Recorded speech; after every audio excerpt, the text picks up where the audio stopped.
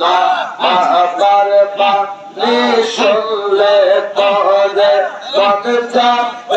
না রইতে ঘরে তাই তো তাকে রাত কাফেলা করে পাক তোর পারে